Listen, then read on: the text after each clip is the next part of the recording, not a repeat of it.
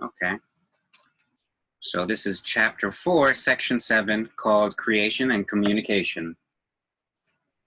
It is clear that while the content of any particular ego illusion does not matter, its correction is more helpful in a specific context. Ego illusions are quite specific, although the mind is naturally abstract.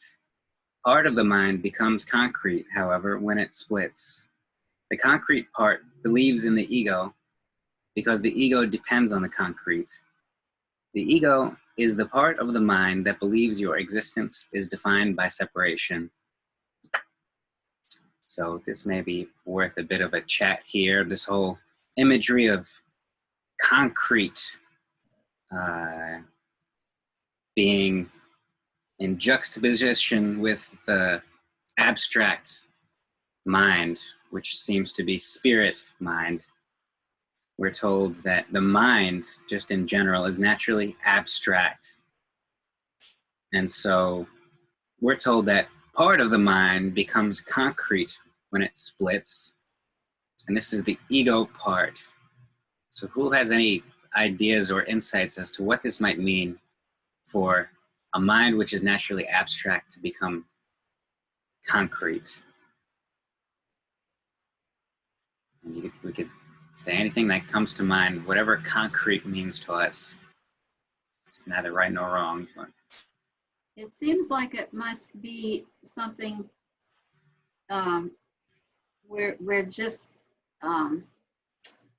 making something like concrete when we should be, I don't know how to say this, we should be thinking more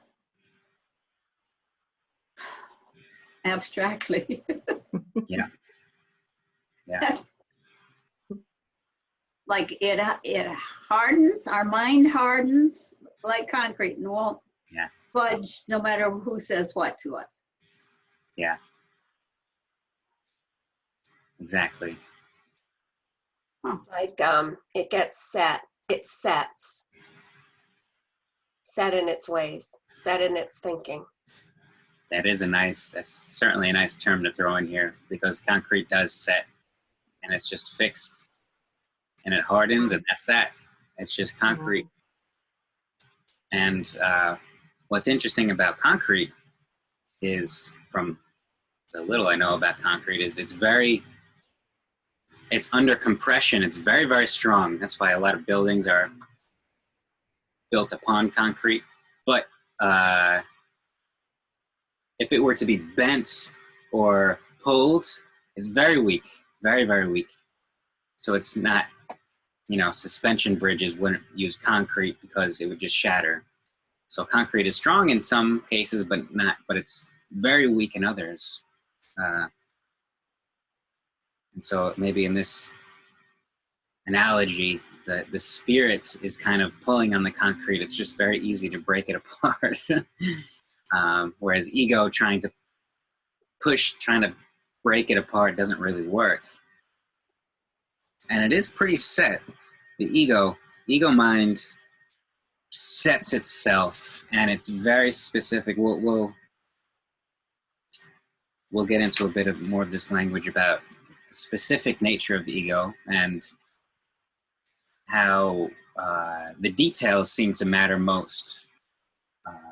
The who, the what, when, how, all of these are concrete. These are the specifics that make a very solid, concrete is very solid, a very solid seeming, or a very fixed way of seeing. I'd like to drop in a little something here, because I'm just off the phone, like 10 minutes ago, with an experience of concrete, interestingly. And it started last night when somebody said, "I love you" on the phone.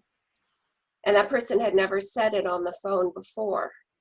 And I didn't have a vocal reaction, but my heart just went, oh, joy, like happy, like, oh, that was so lovely. And my thought was, oh, I'm going to call my daughter who knows this person and tell her this just happened. And then I didn't do that for whatever reasons. And it was just a lovely moment. And then today I received a phone call from the same person who said that they knew that when they said that to me, it had made me extremely uncomfortable. They don't know why they said it. They should never have, picked up my phone call in the first place. And it really spiraled down into something very interesting. And when I tried to say,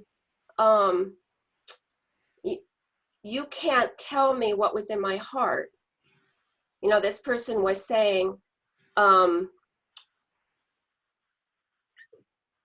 don't know why I told you I love you. I know that you're a kind person, but I don't think you love me. And was going kind of crisscross crazy. And she was telling me what was in my heart. And my ego rose up and said, I was yelling. I said, you cannot tell me what's in my heart. Like, I hear that that's how you took it. And in the end, the conversation was, she doesn't know how to love. She doesn't think she's ever been loved. Therefore, she never should have said that to me because it probably wasn't true. And what I took away from that was, I have this idea that the ego itself can't love or accept love because it's a threat. It's a threat to what it is. So if I feel love, that is spirit feeling the love. That's not ego feeling the love. And if I'm loving, truly loving, that's not ego loving. That's spirit loving.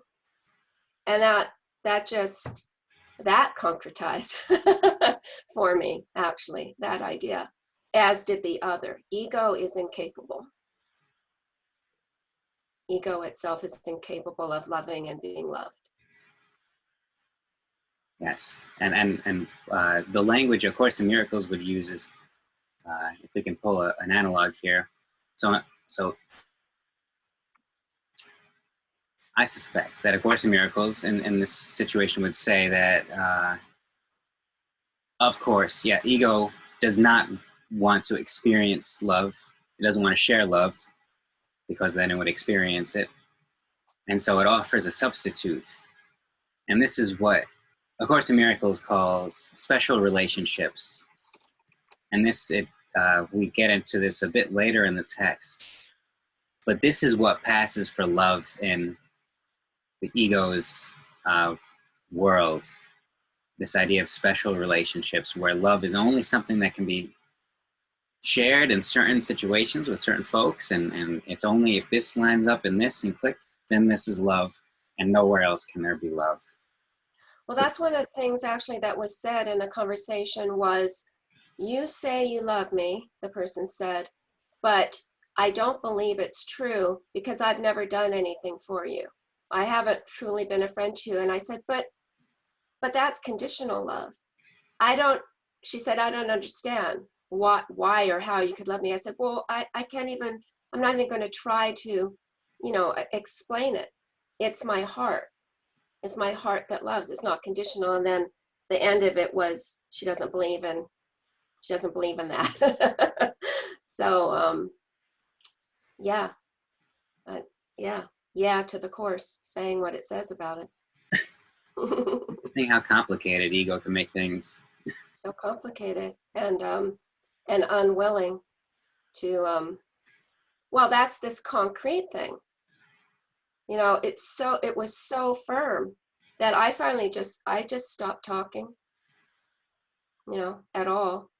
Because I knew that my part of it was beginning to sound to me like I was trying to convince her of something. And that's not what I was wanting to do. So I just went quiet. And by the end of it, it was, I just told her I wasn't sure why she called in the first place. And she said, well, I probably won't call again, and you don't have to call me either. So, okay. You know, it's so set, so absolutely set. It was just fascinating. It is fascinating to see how set something can get, how set an idea and a belief can be. Well, this is also interesting because this is using, to quote your own words, crisscross crazy language, where a lot of words are being thrown into use that have nothing to do with their real meanings, you know, like love and such. And this is where the words become unimportant, and just your way of being is just the teacher, whether the words are reflecting that or not from the receiving end, from this woman. Just your way of being and in this situation this is the learning that's being shared. Yeah, I know what's in my heart, and I know what I'm holding in my heart, and that's simple. That there you know, there aren't words, not too many words for that. And isn't this what the Course says over and over? That it is simple. Truth knows truth. Mm-hmm. And that it's simple. And that poor person spent all night fussing and mussing in her head about this, you know, that little bit of light you shone into her. And she's panicked ever since. And it's, yeah. Yeah. And that's it, right? You just get quiet because truth knows truth. You don't have to defend it. Exactly right. I have a different view of this, Karen. What I'm seeing is a spider's web, which is your love, that you're so attractive to her that you just magnetized her with your love, that your love has caught her. Like, she can sweat all she wants, but love is love is love. Oh, that's beautiful. Yeah. Yeah, I think you're beautiful, and for her to be attracted to you is, like Teresa said, the truth is the truth is the truth, and she can deny it all she wants, but she'll never be able to. So very well done. I'm proud of you. Thank you, Shabana. I'm really impressed. This is an example that beats all of mine. Well, thank you, Shabana. To echo Karen's sentiments. And by the way, welcome, Teresa. Thank you for joining. And thank you for sharing, Karen. It's a very, very relevant, perfect story here. So if we continue, this is really just advancing the discussion. If we go into paragraph 2, everything the ego perceives is a separate whole without the relationships that imply being. And we'll shortly get into what this means by being and how it may differ from existing. So the ego is thus against communication, except insofar as it is utilized to establish separateness rather than to abolish it. The communication system of the ego is based on its own thought system, as is everything else it dictates. And so before we progress, I know Karen picked this one out, so I know she has a few things to say about this. If you wanted to say a few, or I can start us off. Well, number 2, the ego is thus against communication. So we're talking about communication with a capital C. We're talking about true communication, which is always love. And isn't it interesting that I read this yesterday, drafted the email, chose this section, had the phone call, right? This is how it goes. This is life giving me you know, the lesson, the experience of, is this what you think? Is this really what you think? Like, let's give you the opportunity to, you know, condemn it, deny it if you like, but no, it's so obviously true. The phone call was all about ego speaking. And like you said, Teresa, she was up all night. It's like, oh, I don't even know why I picked up the call last night. And I don't know why I said that to Karen. And I mean, it couldn't even possibly be true. And the ego just going, no, no, no. Well, it's against communication, capital C. It can't, that's why this just became so specific and so strong and obvious, strongly obvious, that the ego, it's two different levels. They don't meet. What's two? Ego and true communication. It's called civil war, Karen. Yeah, sometimes not so civil.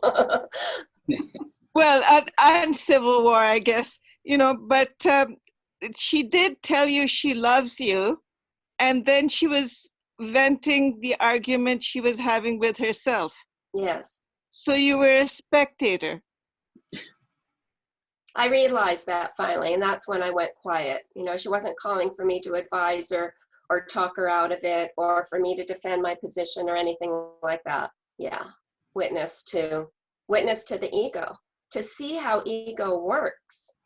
Whoa, it's really something. Well, no, on the other hand, Karen, my son's experience with his haircut, Mhm. he told me that these women called him twice and he chose not to answer. And I think that for you to tell all of us this story has actually, the only thing I can think of is, you know, when you're trying to get to, you've heard the story about which dog are you feeding, you know? So these two dogs are fighting inside her, and because you've brought it up in this group, we've got the hose on them. And thank you for that. And there's something really interesting, Tim. I think the light that's coming in your window is coming over into my screen. All of a sudden, my room just lit up, and I don't know where it's coming from. There's enough of it, I tell you that much. Boy. The sky didn't really change out there, so it's so strange. There's enough to share here. I can barely see. Very bright where you are. I was initially going over here, but I just said, you know what? Stand right in the lights. So bright, it's just shining up the whole grid.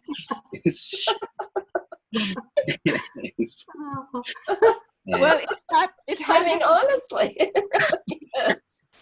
But the timing of it, Karen, was exactly when we were, you know, talking about your speaking it is shining light, and there goes Tim, right? Yeah. I mean, so it's not just, I mean, there's light in our words, in our hearts, and in our desire to spread it. Yeah. Literally. I'm glad you're emphasizing that, Shabana. Thank you. And I think it's just, this is appreciation here when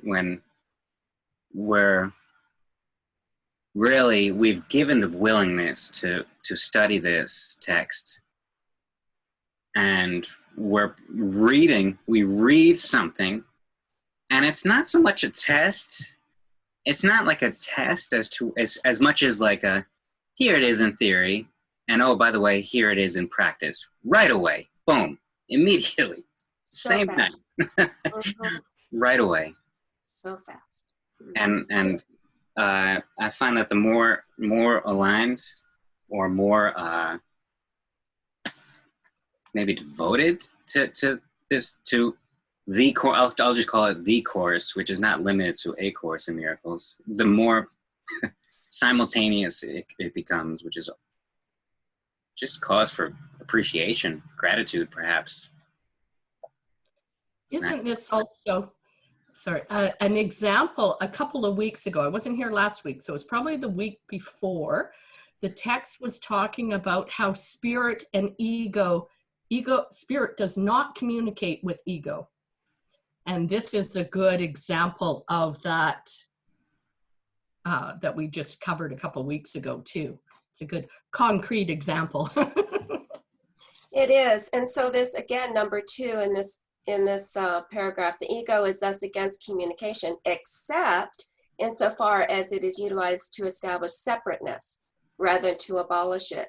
And so that's communication, small c, like in the email, it's the talkity talk, talkity talk, talkity talk, talk, right? Lots of talk, lots of, you know, we think we're communicating, we think we're discussing, dialoguing, all of that. No, it's talkity talk, and it's me to you and you to me and him and her, and it's all about separateness. It's not about anything else. Even a high and mighty discussion can be that same thing. High-minded. I didn't mean high and mighty. I meant high-minded. Yeah. Even a high-minded discussion can think it's high and mighty. Seemingly high-minded. Seemingly high-minded. Yeah. I guess it's at another point in the text where it says, essentially, you may think that,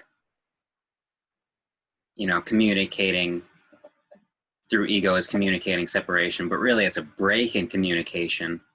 So anytime where we think that we're communicating separation, it's a break in the communication. It's not even communicating. It's a break in it, which I guess maybe is a way of communicating separation, but it's not a pass of it's not an extension. It's a lack of. So it's a break in communication. This ego thinking, ego speaking, anything rooted in separateness. It's not communication because there isn't anything separate.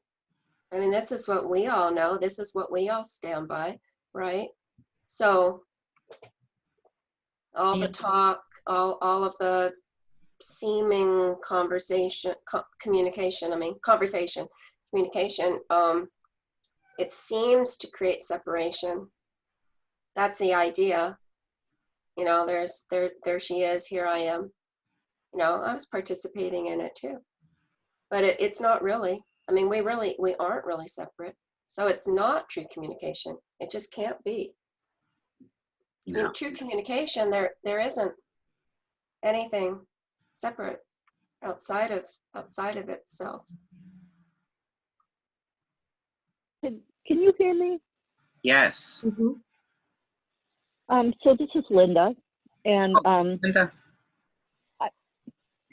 yeah, I'm a little reluctant to share because the last time I did it didn't go real well. But I'm gonna just try this again. So the teaching about the ego, in addition to what this teaches us, that I really appreciate, is that the ego is a function of the physical housing that our spirit resides in. So it's the ego, like when we say fight, flight, and freeze, it's the ego that triggers those responses. And I think in this case, on the phone, when she called you back, when she hung up, she realized she was very vulnerable. And I think that's what triggered her ego. And she, you know, whatever went on overnight, that was all ego trying to figure out, how do I protect myself now? I've made myself vulnerable. Now I have to, you know, either run away from that or fight that or somehow protect myself from that. And that's what I think all of what came after was a function of. I think her that's just trying to protect herself. Oh, I think that's beautifully stated, Linda, and accurate. Yeah, thank you for that. Yeah, You're welcome. Thank I you. agree. And what's interesting how you present it, Linda, is that I'm not sure. Have we gotten into the concept of attack? I don't think so. But uh, everything that what you're saying, the fight, flight, or freeze, is in response to a perceived attack. We feel that we're attacked in some way, and the only way that we can be attacked is if there is if there is something outside of ourselves that can attack us. So inherent in this response of fight, flight, or freeze is just the underlying belief that we can be attacked. So I agree completely. And that we're separate. Yes. Yep. The two go hand in hand. The being attacking or being attacked, attack and separation are really this part of the same belief. They must be. And it's interesting to me because, like I said, she never said the words on the phone, maybe in an email or something, but it was so potent. I mean, it was from her heart to mine. I felt it. It was real. It was true. And then I think it's probably exactly as you just stated it, Linda. After the words came out of her mouth and there was quiet on my end, because I was just in love in the moment, being quiet. Something got triggered in her, and then she was on a roll, and vulnerable. That's exactly it. And even from some of the things she said today, like she was speaking to that vulnerability. So it's fascinating, isn't it? How that can happen so quickly on the heels of that moment of truth. Well, this is Yeah, and if you had jumped in and immediately said "I love you" back to her, I wonder if you can think through how the conversation might have gone instead. I wonder if you can imagine, energetically what would have happened, how it would have shifted, because it was right in that gap. And we've probably, I don't know, I'm kind of old, so I was going to say we've probably all at some point said "I love you" to somebody and they haven't said it back, and we've had that feeling. I mean, I can certainly relate to that. Always more from a male-female relationship as opposed to female-female, but still, it's that you make yourself vulnerable, and in that second when they don't respond, it's a rejection, which, Okay. a rejection is a form of attack. Right. Yeah. I need to interject here because this is like a very old relationship, and I hear what you're saying, and I see the truth of that in other kind of relationship situations.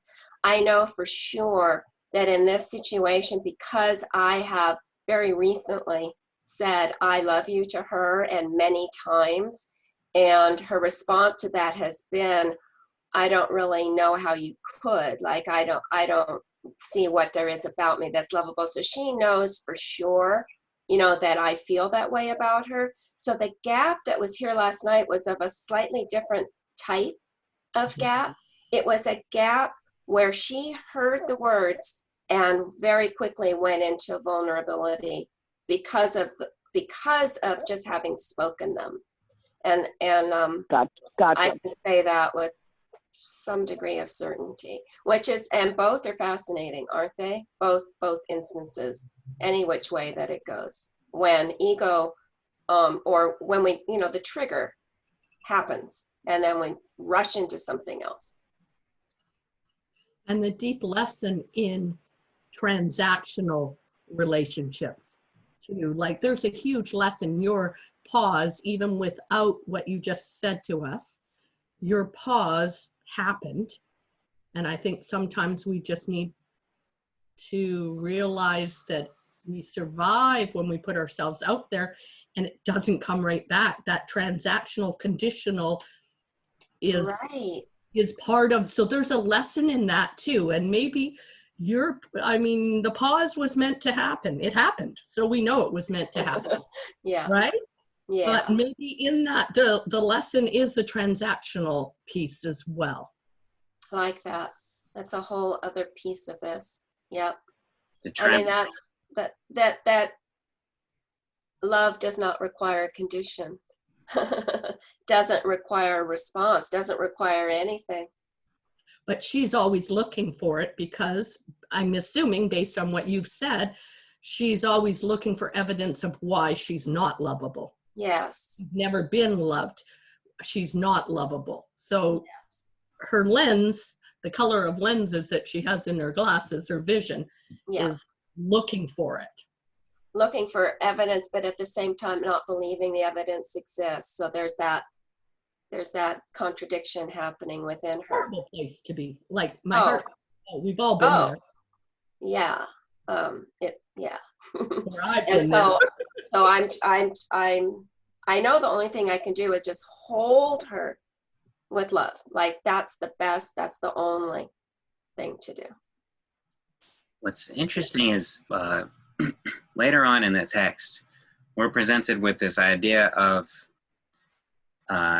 along the lines of the ego is quick to question very diligently all of the workings of spirit, love, very quick to question, this can't be love, it can't be.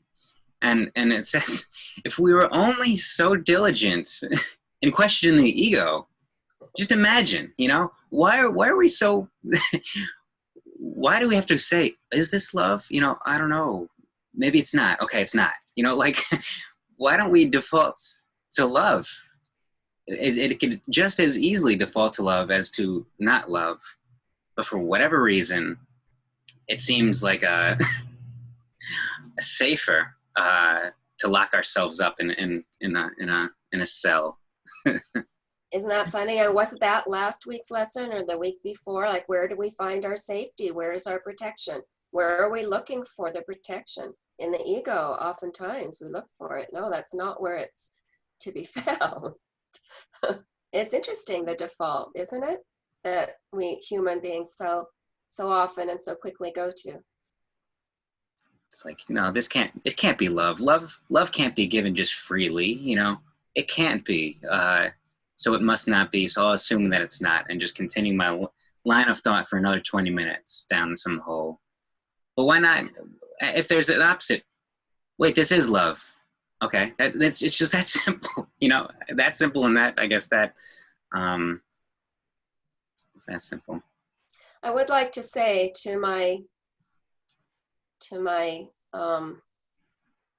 you all, to my friends in love here, I am fully aware that I'm looking at my phone, that what happened on the phone is a mirror for me, right?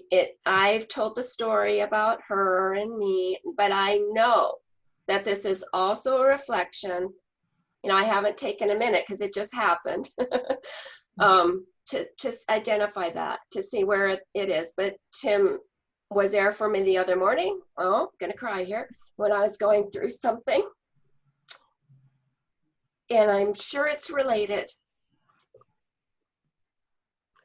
And thank you that we all get to see this, because when I read this piece, the first paragraph, I went back and I reread it a couple of times because I was really struggling with a concrete example, right? And I read it and I read it and I went back, and you can but you just really sealed the deal and brought it home with the home run here. And I'm sure everyone, you've made it real for everybody because we've all been in this position. Yeah. Similar, Yes. close enough. Yes. And where is it that I'm not believing it's love coming to me? Where is that? When I think it's something else, right? Where am I turning my back on it? That's the mirror from the phone call. I know it exists because I believe that that's life, but it's what's in the external world is an expression of what's inside. So I know that, that's that's just who I am. That's just what I know to be so. So it's there, and yeah, full stop, done. I'd like to speak to that for a second. I study a lot of Neil Donald Walsh's writings, and other people that he's hangs out with, like Barbara Marx Hubbard, who's no longer with us. But this business of a mirror can be misconstrued, and yes, ultimately the mirror is the fact that there isn't anything out there. Everything is that you're perceiving in the external world is stemming from what's within you. That's what the real mirror is. But what you see out in the world ends up being a co-creation, because we are all participating in this. It's not. So in this case, I'm not saying that it isn't, but I'm also saying that it doesn't necessarily have to be that it's a mirror of something that you need to work on or fix or in some way address. It didn't, like, I don't know you very well because I've only been here a little bit, but in your telling of the story, there wasn't anything that struck me that wasn't pure from your heart. You don't seem cluttered or clouded. And so I wouldn't necessarily assume that there's something you have to look at. You may know that you have to look at something, but I just wanted to speak to this issue of the mirror, because we can't overlook the fact that there is also a co-creation going on here. You didn't have that conversation alone either, Right. No, I really appreciate that, Linda. And I mean, when you were talking about having gone over the paragraph a couple times, that's part of the co-creation as well. And I will just say that I do know, I am feeling into this just as the minutes are going by, and I do know it's the self-love situation, right? That when I'm talking about this being a mirror experience for me, I know that that's what it is. And but everything you say, I agree with as well. It doesn't always have to be that there's something out there in the world. It's like, oh my God, I've got to fix that in myself. And so I'm glad you brought that up, because I sometimes in talking forget that that's part of things. I'm glad you brought it in. And also, I know you said this, Linda, but the important thing is that what we perceive is a mirror. What we perceive in the seemingly external, what we perceive in it. We can perceive anything, but how we choose to perceive it, in other words, what words we use to describe it, what feelings we have about it, what we think about it, this is our perception of it. So this is the mirror. So we could be looking at the same exact physical image and be thinking two completely different things. Or we could be looking at two completely different things and see the same exact thing internally. And so perhaps and this is a nice point to continue reading, because it's not so much in the what and the how, as much as what are we choosing to be the what are we choosing to be the how, what do we take that to mean. And that when we sit with it in that respect, it can become pretty obvious pretty quickly as to, I see immediately, what it means. And it may not mean anything, but let's continue. We're on paragraph 2. I believe sentence 4. Okay. So this is the communication system of the ego. Its communication is controlled by its need to protect itself. A theme from recently, and it will disrupt communication when it experiences threat. This disruption is a reaction to a specific person or persons. The specificity of the ego's thinking, then, results in spurious generalization, which is really not abstract at all. It merely responds in certain specific ways to everything it perceives as related. So, in other words, ego says, here is all of reality. Let's put all this stuff together into here, and I respond to this. And then over here, I respond this way to this part. And this part, I can respond this way. And there's just 1.5 million times 1 million different categories that require different responses. Some of them we think that we don't know or we're not qualified to respond to. Some we feel like we need to earn our way into, I need to learn more in order to respond to this one. I don't know much about this. I'm not good at that. And so there's so many things to do, so many ways to respond. Now, in contrast, spirit reacts in the same way to everything it knows is true and does not respond at all to anything else.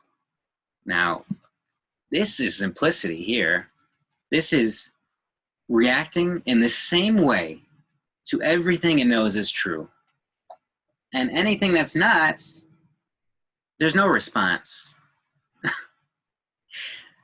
How much simpler can it get than this? It cannot get much any simpler. This is simplicity. Everything deserves, it gets the same response. Love, truth, joy. It's all the same response to everything. And anything that is not, that is just illusion, there's just no response because there's nothing to respond to. If we were to, let's say we perceive illusion, we would be seeing it and we would be responding to it. If we were trying to, convince somebody that this is illusion, we were to say, well, we're making it real. So the proper response is no response. You see through the thing. We see through it. We hear through it. We only respond in truth and love and joy to everything equally.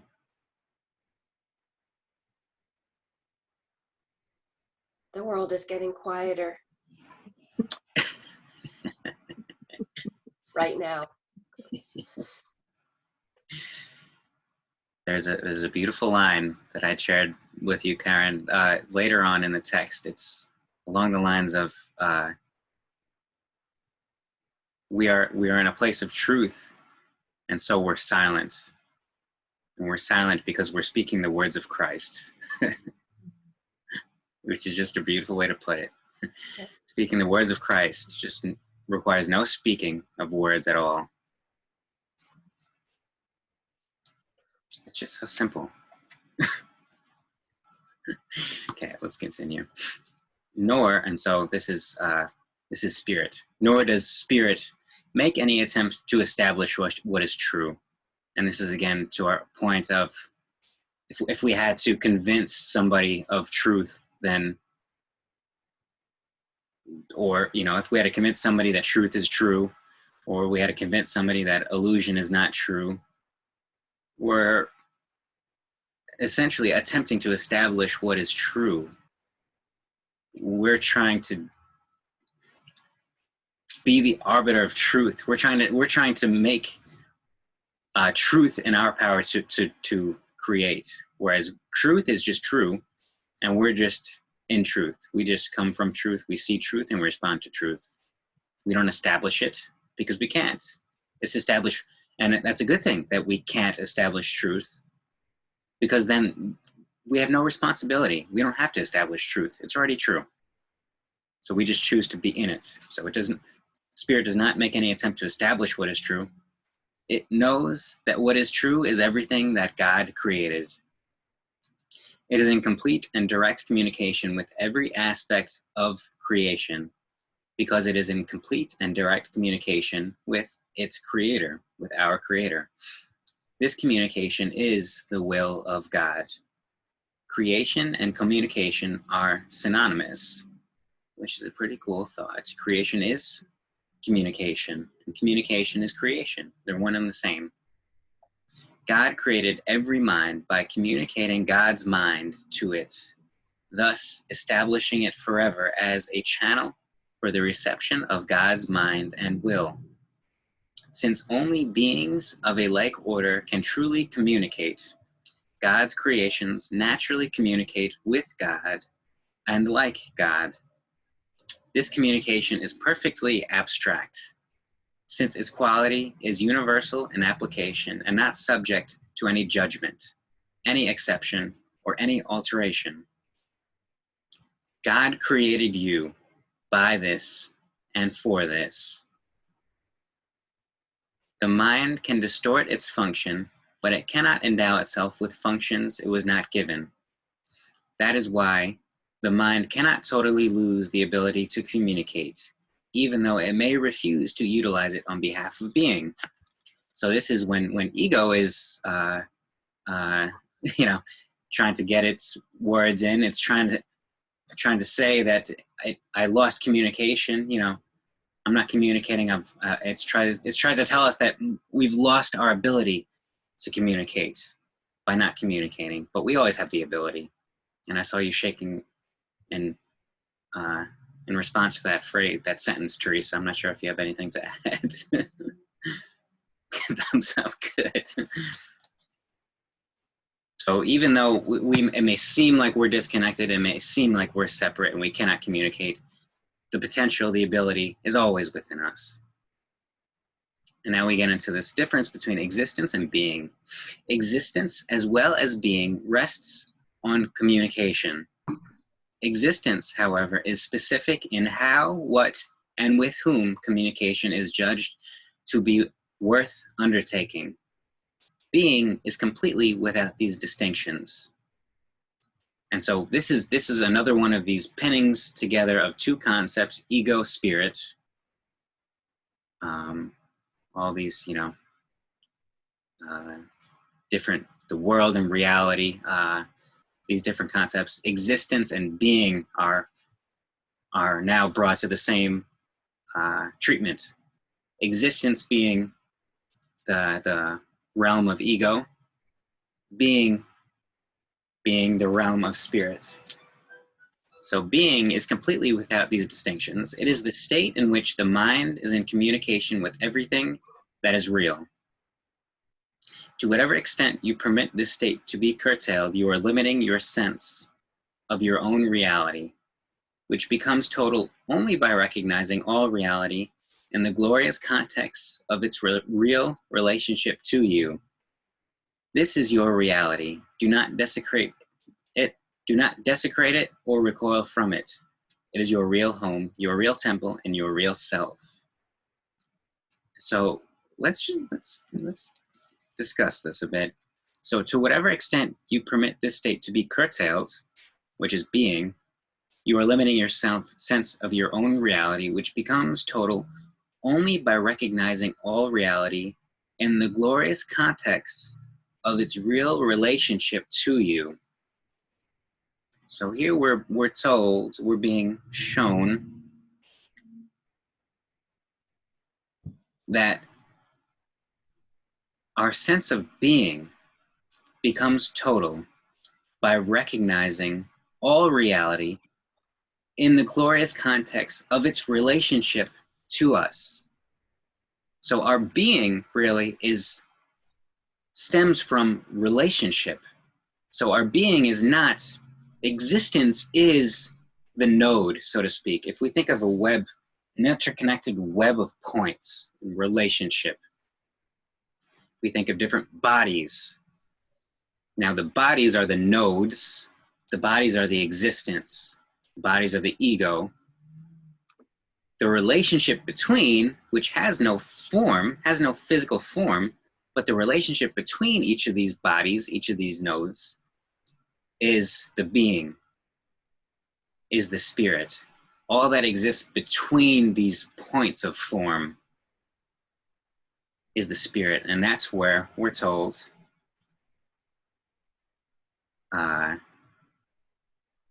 our being becomes total.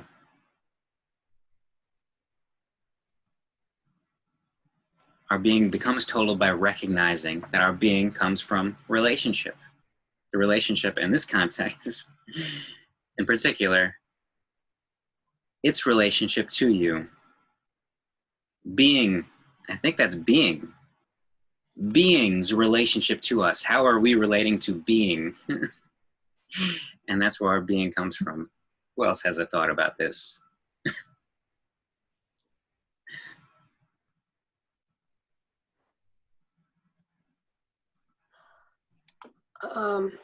So reality being made up of a bunch of nodes, a bunch of bodies, my reality.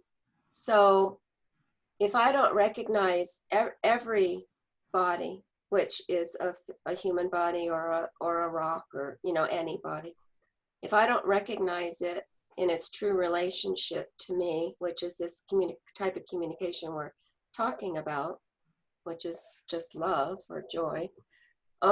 If I don't recognize one part, then I'm curtailing, I'm limiting my sense of the fullness of my own reality, my true reality.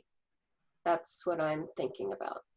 And also to extend this is perceiving the nodes, the rocks. If we were to perceive it as a rock, then we're perceiving it as outside of ourself. Separate. And really, A Course in Miracles, the whole point, among other things, the single point of this is that there is nothing separate from us. So to think that there is anything that's separate from us, even if it's a rock, is to think that we are separate from God. How can we be separate from something else if we're not also separate from God?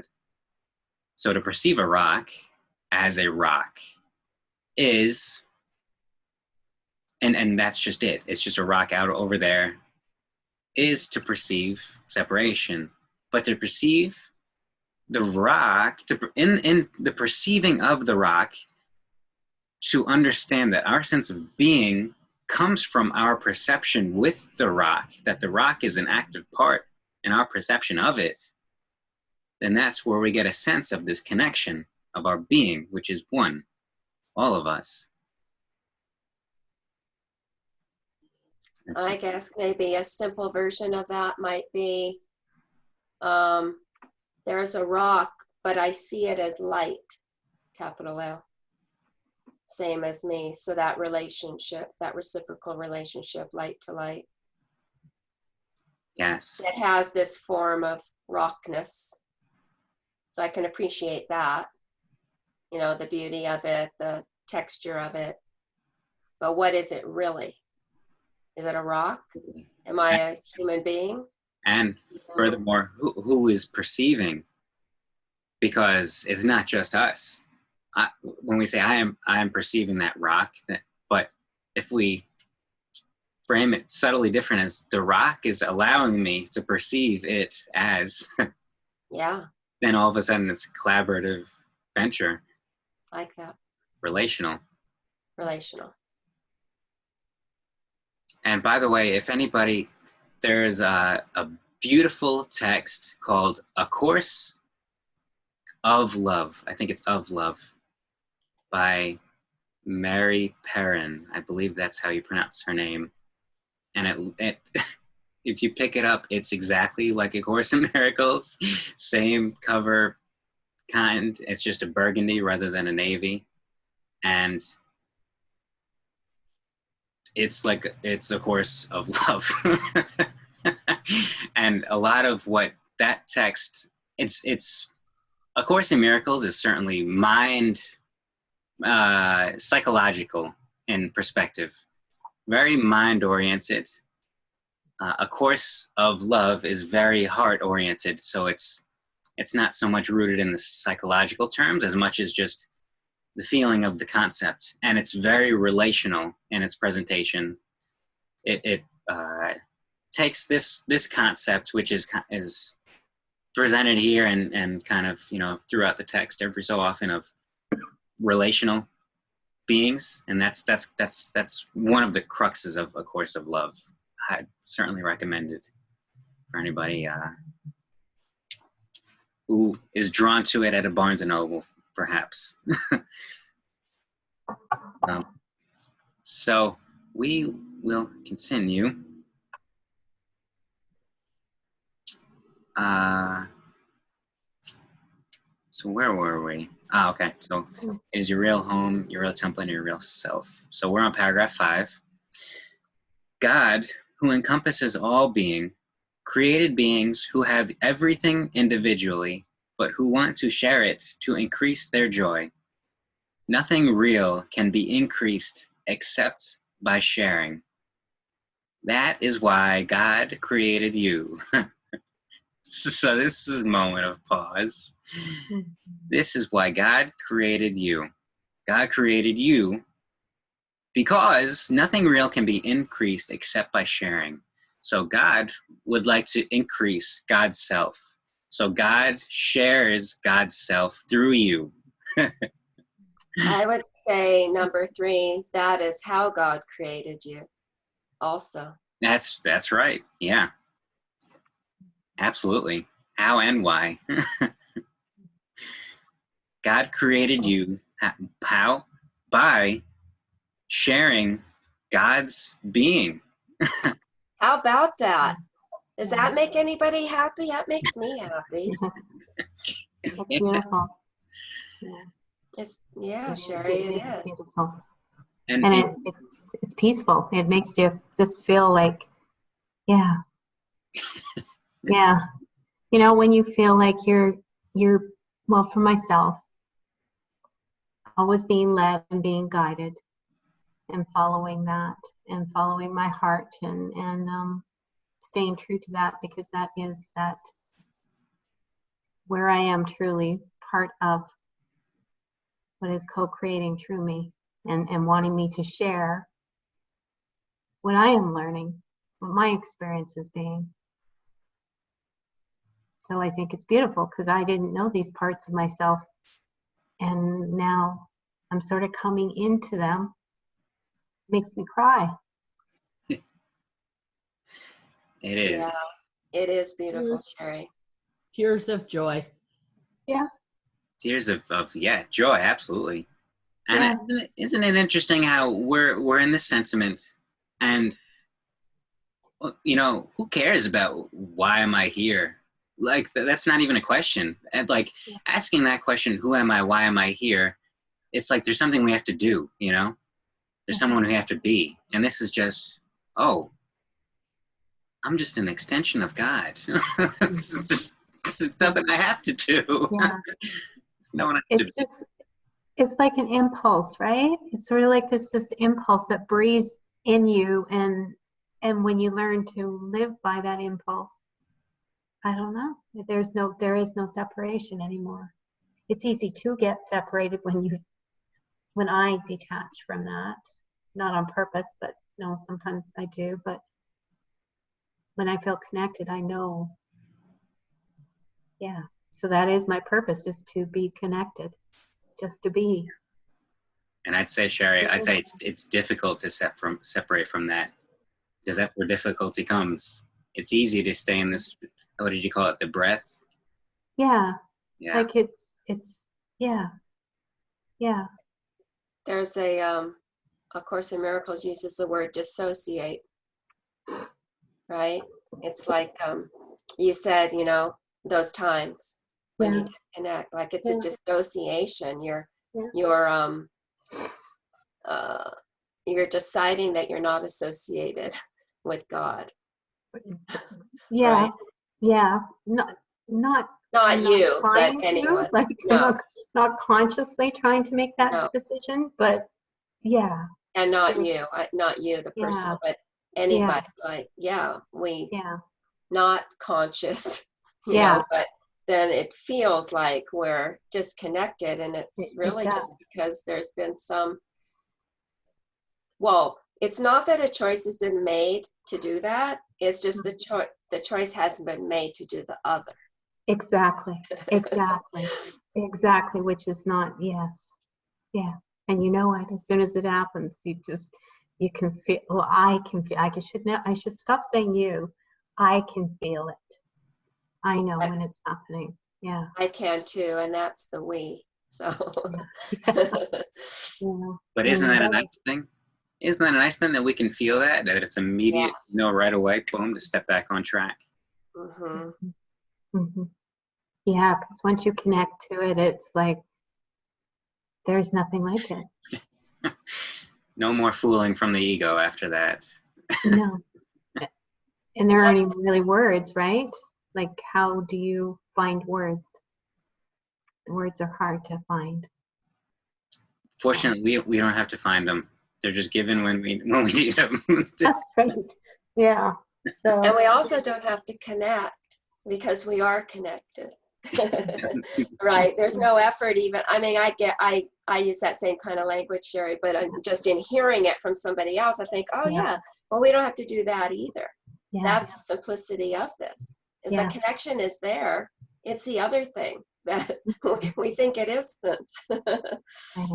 So it's the unlearning of that thought that it isn't, that we're not one, that we're not from God, in God. And this is the beauty of the term being, because being is, there's no doing in being. It's just being. It's just being. Just being who you are right now, your beautiful self. You look like yourself again too. We've watched you. You've been like the little metamorphosis tonight, watching you with the light. It's been interesting. I've seen you look many different ways tonight. So. Different lights. Yeah. Thank you. Yes, you are, Sherry. Yes, you are. Yes, you are. So let's continue here. So that is why God created you, because nothing real can be increased except by sharing.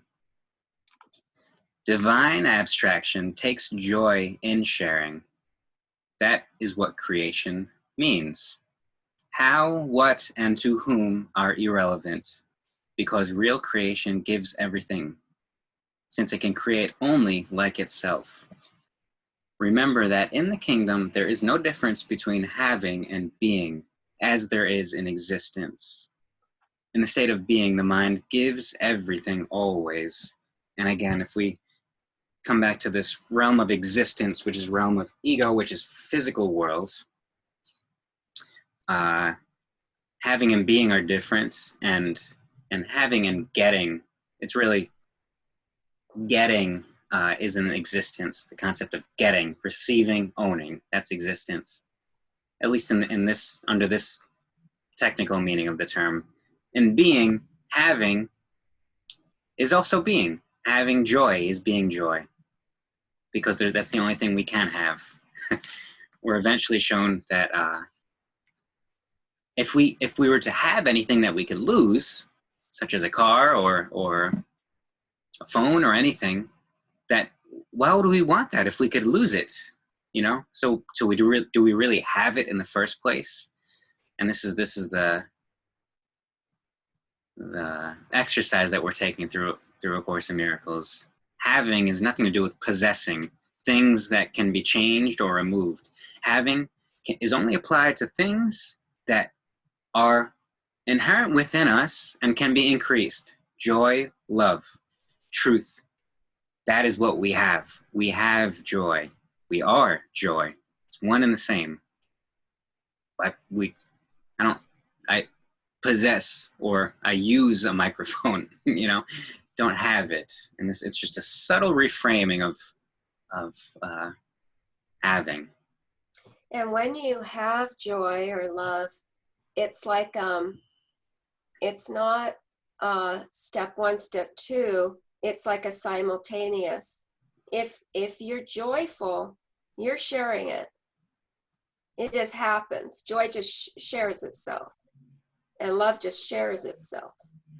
So that having and being and giving all at the same time.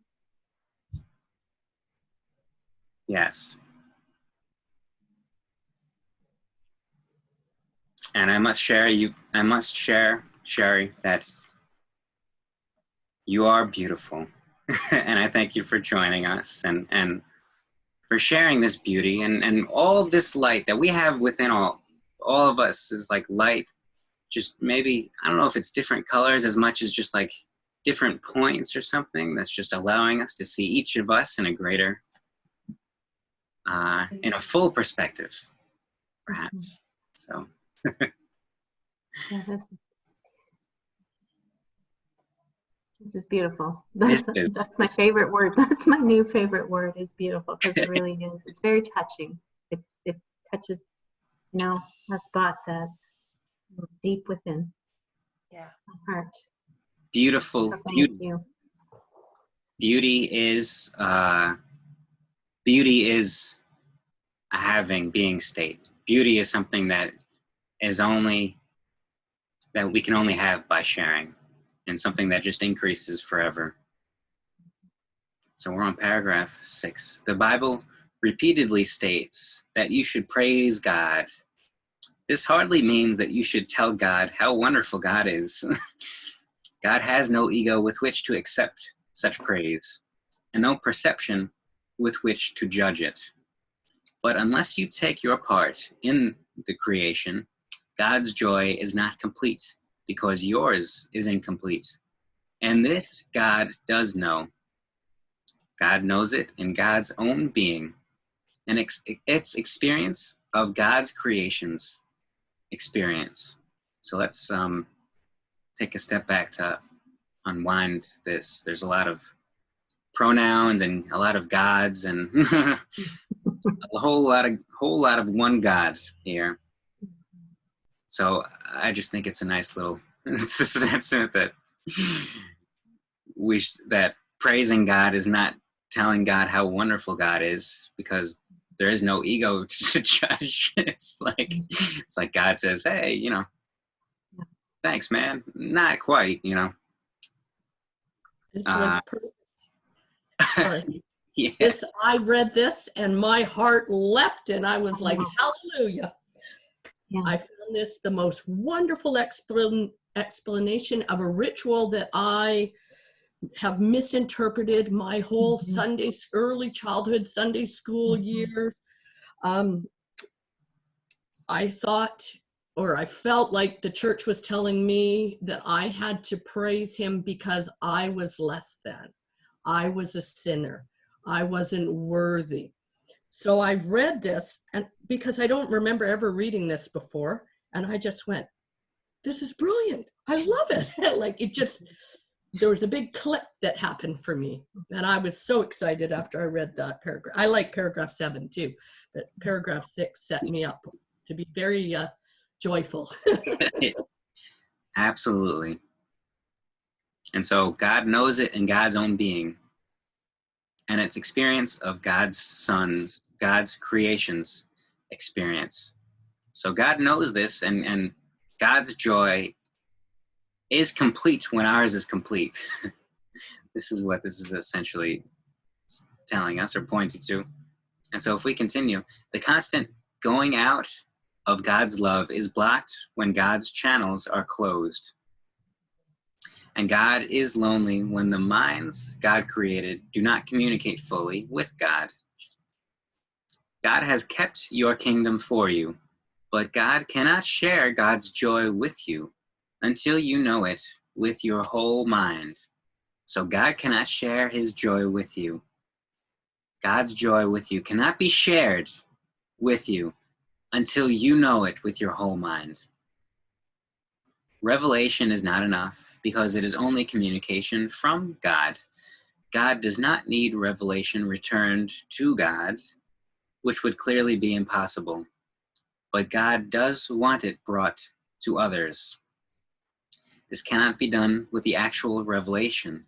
Its content cannot be expressed because it is intensely personal to the mind that receives it. It can, however, be returned by that mind to other minds through the attitudes the knowledge from the revelation brings. And this is from early on in the text, we're shown the difference between revelations, and miracles.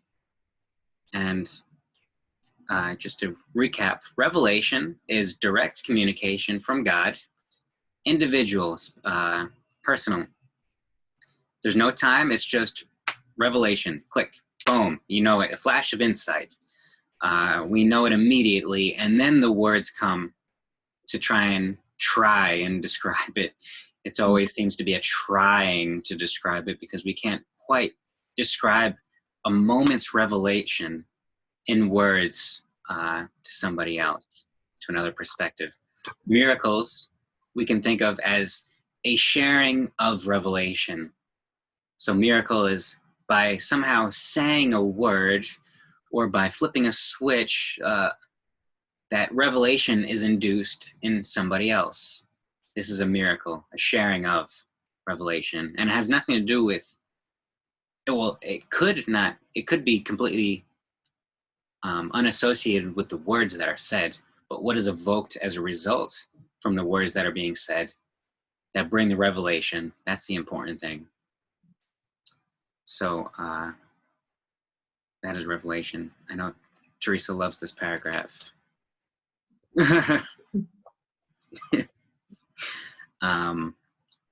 So let's continue here. Paragraph 8. God is praised whenever any mind learns to be wholly helpful. This is impossible without being wholly harmless, because the two beliefs must coexist. So this is another presentation of terms, helpful and harmless, that we'll discuss at the end of this paragraph. The truly helpful are invulnerable because they are not protecting their egos, and so nothing can hurt them. The truly helpful, I'll repeat this, the truly helpful are invulnerable because they are not protecting their egos, and so nothing can hurt them. Their helpfulness is their praise of God, and God will return their praise of God because they are like God, and they can rejoice together. God goes out to them and through them, and there is great joy throughout the kingdom. Every mind that is changed adds to this joy with its individual willingness to share in it. The truly helpful are God's miracle workers, whom I direct, this is Christ's self, our highest self, whom I direct until we are all united in the joy of the kingdom.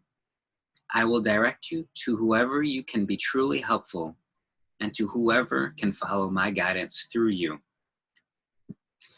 So we're told to be wholly helpful and wholly harmless. We're told that these two go hand in hand. They're together. We can only be truly helpful by being truly harmless. And this makes me think about innocence. Innocence is either full or not at all, because the partly innocent can be kind of foolish. So helpfulness and harmlessness they're either full or not at all. And so by being truly helpful, we are being truly harmless. There's nobody we can harm. We just seek to help. And we know we're not protecting our egos. So we're not trying to defend anything. We're not worried about our existence. So we're truly harmless. You know, there must be some thoughts about this, or maybe something else in this paragraph. I think it's a lovely follow-up to paragraph 7, because I think 7 and 8 really are about how our brothers are the sonship, our brothers, our sisters are the God. The rock is the God, and it's through us that it is shared. And then, earlier in this, it talked about the sharing. It can only expand. It expands through sharing.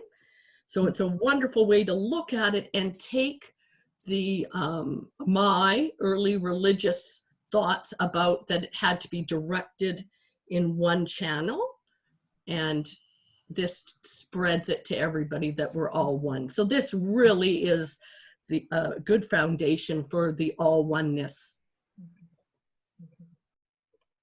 Can I share something too? Sure. Well, I'm pretty sure I've told you all this before, but I've been busy preparing, you know, like with coaching and healing and stuff like that. And the separate part of me is, you know, you have to do this and this and this before you're ready. But this was so comforting, and just knowing, because I have been posting some video messages, and just because I felt called to do it. I just felt drawn to share with others, even though, you know, it's like there's a part of myself that's, you're not ready yet, you know, but it's like, no, you are ready. And so reading the part when you were coming from kindness, and, you know, I don't know the exact words that were used here, but just knowing that I was coming from a place of love. And that was my intention always, is just to come from a place of love and to share and to not wait to be compensated or whatever. You know, it's not about that, because if it was, I would probably pull everything and not have anything out there, because my ego would be like, yeah, it's not going the way you want it to. But it's very rewarding just knowing that this isn't about any of that. This is just about sharing a message, being a messenger in the most loving, kind way that I can. Absolutely, Sherry. And I'm not sure if you're familiar with the history of A Course in Miracles and how it came into being. But you have the right version to learn that, the right version of A Course in Miracles, because I'm fairly confident that there is some writings in there that point to a story of William Thetford essentially going through a similar thought process, how he was hesitant to teach because, I'm not sure why, but he didn't want to teach. And, you know, the voice of Christ comes through and says, well, you must teach. Essentially, yeah. If we feel that we need to learn something before we teach, how do we expect to learn it if not through teaching? Right. So it's just, it's this combination of being willing, but also being just honest that the only reason I'm teaching this is to learn it. You know, be honest with ourselves and with everybody that, you know, I understand that teaching and learning are the same. So this is what we're called to share in this moment, because this is what we're learning. Yeah. Yeah, because it's interesting to watch myself even through the process, Tim. Is the other day I was struggling. It's like, I don't know, who am I thinking even putting this out? You know, there was a part of me that was almost fearful. Can I do harm with what I shared? And I went back and I listened to it really like separate from, you know, trying to detach from any emotions and just witnessing it for what it was. And I decided to leave it. But I'll tell you, there was a struggle there. There was, you know, two parts of me again that came into play. But in the end, I knew that I was doing the right thing, and I'm following that. I'm always trying to follow that. What's my heart, just the wise part of me that knows. There is, you know, I don't even need to, it just knows. It's guiding. So I don't know if those words make sense or not, but this really brought up a lot for me, because it was very comforting knowing that I can't do harm, because I'm coming from that part of me, that a divine part of me, that how can I do harm? That is love flowing through me. That's right. You know that that's true. Yeah. Yeah. Yeah. It's like this crumbling, you know, it's you guys have all probably been through it, but this is new to me. So I'm in the middle of it too, Sherry. yeah. Yeah, similar process. Yeah. Have some of you not gone all the way through the text yet? No, no, yeah, no. Yeah, Oh. it just keeps, Keeps crumbling. keeps making you feel like you are worth something. You Yeah. are here for a reason. Yeah, It's all good. yeah, It's yeah, that's, one after another of those. yeah. It's something though, when you start to witness this in yourself, and it's, you know you are not separate from this. And so my words are not, they're definitely not perfect, but I do know I know there's love coming through, flowing through me and guiding me always, and that I am that. I am. You know, that's who I am. And I am that divine love. claim perfect words, because whose words are they really? If we're holding on to our ego's words, then they're not perfect. But No. proclaim your words as the greater words, and they are perfect. So Yeah. Yeah. and also, I'm not sure if you've read the Manual for Teachers, if you've ever looked at that. I'm taking little bits at a time. Like I'm reading the daily ones, and then I am going into a little bit of that. And it's a big book. It is. It's a very big, But yeah. you're Take it easy. Take it easy. take it easy. And there's the only instructions for its study are that not more than one workbook lesson be taken a day. That's the Yeah. only stipulation. So feel free. I would actually recommend reading the Manual for Teachers, because it starts off, it's very short. Mhm. And if you're called to teach, then it applies very nicely. And it talks about some of these concepts, how God's teachers go through a period of unsettling where it seems like things are being lost. Oh yeah. And That's been happening for a while now, Tim. I'm getting used to that now. So yeah. But that's okay. It just feels right. I'm ready to let it go. Yeah. I'm not struggling with that. So yeah. Okay. Thank you. Thank you, everybody. Thank you. You too. Thank you, Sherry. Yes. Thank you, Shabana.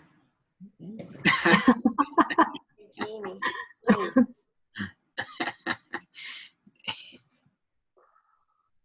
Go ahead, Shabana. Well, that was a very, very beautiful sharing by you, Sherry. Thank you. Thank you. Thank you, Shabana. I wish you continued success, because your heart is so pure. That really means a lot to me. Thank you so much. It is. You're right. My heart is pure. Yes. Yeah. Tears. Holy. All good. And actually, I was reading part of the Manual for Teachers last night, and it would be a good read, actually. I think Tim's right. And it is talking, I was trying to find it, they're talking about you teach to learn. That's how we do learn. The best teachers are always students. Yeah. And yeah. Yeah. Thank and you, the Teresa. practical thing I can think of too, something I've always said to myself over the years is, I plant the seeds. I am not responsible for their germination. The ego stops, that's the ego part if you're looking for the results, because the ripples and the tentacles and everything else it's not our plan. We're just the vessel. And not that you don't hear back down the road years later, but if you're not looking and you just keep that whole heart. Right. Yeah. Sort of detach, but in a loving way.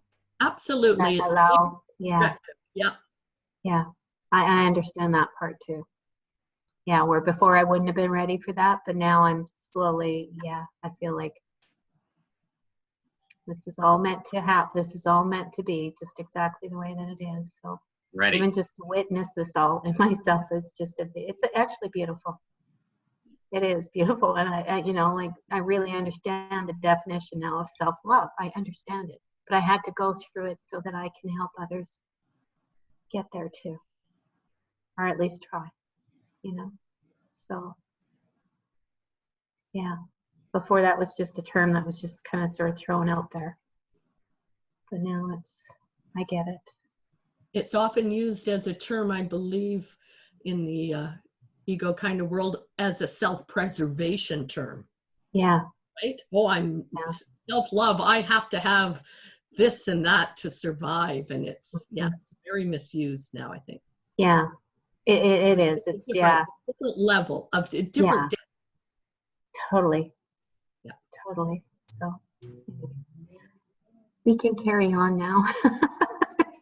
We carry on, and one thing before Jane sends us off, just on this whole on this whole concept of teaching and learning, I also find that if we find that we have somebody who's unwilling to learn, this is where the mirror is very helpful, because never is it that one person teaches somebody else and never and with nothing in return. It's always an equal amount of learning that's shared. So if we ever find ourselves matched with somebody who's unwilling to learn, what are we unwilling to learn that they're trying to teach us? There's always something there, and that just immediately clears it up. I will keep that in my mind for sure. As will I. Jane, close us out for this week, please. Kim, I've been through this book 3 or 4 times, the whole book. And I've never had as good a teacher as you before. Yeah. Of course, I just went through it by myself. But it's good to have you. Thank you, Jane. Know and understand so much. And the rest of you too. You bring up such good examples. And I won't be here next week. Okay. Yeah, me either. Remember that, Tim. And Karen and everyone. Yeah. You won't be in the quote, but you'll be here. Yeah. I'll be here, but I won't be here on the screen. Yes. Well, I will miss you. So make sure you come back the week after. Okay. Thank you, Jane. I think I have it on my calendar already. Good. Thank you, Jane, Sherry, Karen, Shabana, Teresa, and Jean. Jean, sorry we didn't welcome you, but thank you for chiming in or tuning in. And I love you all. Love you all too. God bless. Have a beautiful week.